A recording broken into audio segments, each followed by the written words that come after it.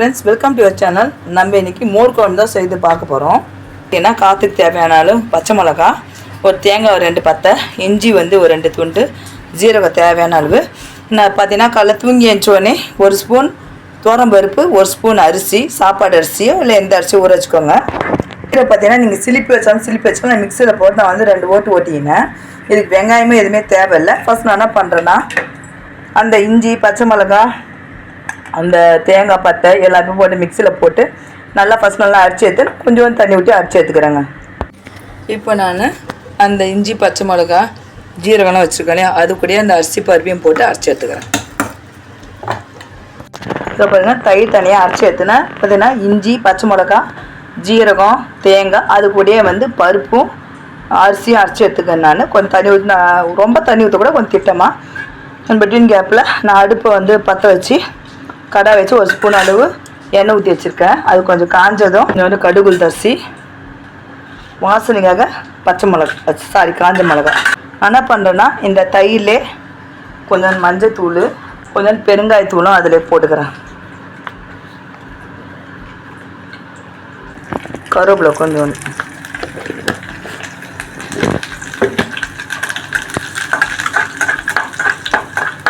இது நல்லா பொரிஞ்ச உடனே அரைச்சி வச்சுருக்கோம் இல்லையா, அந்த இஞ்சி, பச்சை மிளகாலாம் அதை போட்டு கொஞ்சம் சிம்மில் வச்சு வதக்கணும். இது கொஞ்சம் கட்டி பிடிச்சிடும், ஏன்னா பருப்புலாம் போட்டிருக்கோம் இல்லையா, அரிசி பருப்புலாம் சிம்மில் வச்சு வதக்கணும்.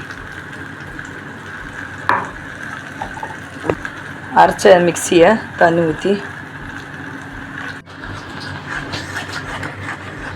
நல்லா கொஞ்சம் சிம்மில் வச்சு வதக்கணும்.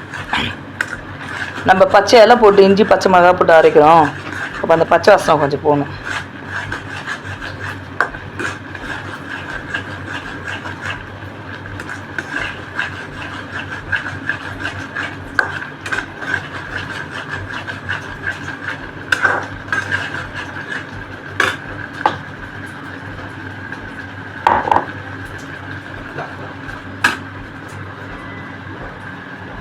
ஹலோ, மோர் குழம்பு, கண்ணங்கிழங்கு வறுவல்.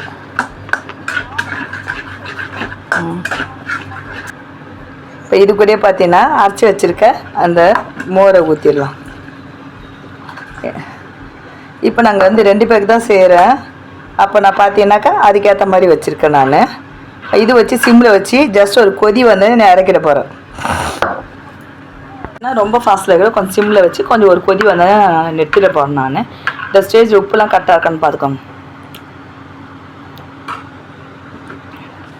யூஸ்வலாக மோர் குழம்பு பார்த்தீங்கன்னா கொஞ்சம் புளிச்ச தயிர் இருந்தால் கொஞ்சம் நல்லா டேஸ்ட் நல்லா இருக்குங்க. நான் வந்து இன்றைக்கி துவைச்ச தயிர் தான் நான் யூஸ் பண்ணுறேன். நீங்கள் நேற்று முதல்ல துவைச்ச தயிர் தான் ஒன்று கொஞ்சம் நல்லா டேஸ்ட் நல்லாயிருக்கும்.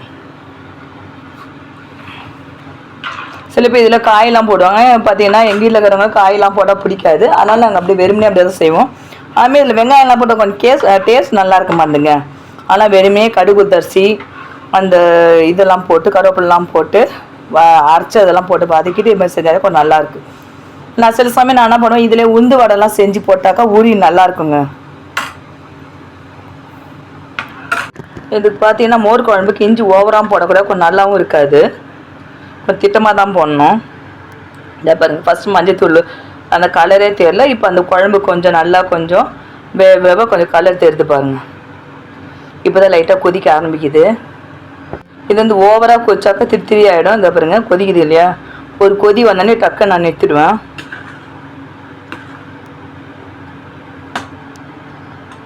இப்போ பாருங்கள் மோர் குழம்பு ரெடி ஆகிடுச்சு. தொட்டுக்க பார்த்தீங்கன்னா நாங்கள் கண்ணங்கிழங்கு தான் வறுத்து வச்சுருக்கோம்.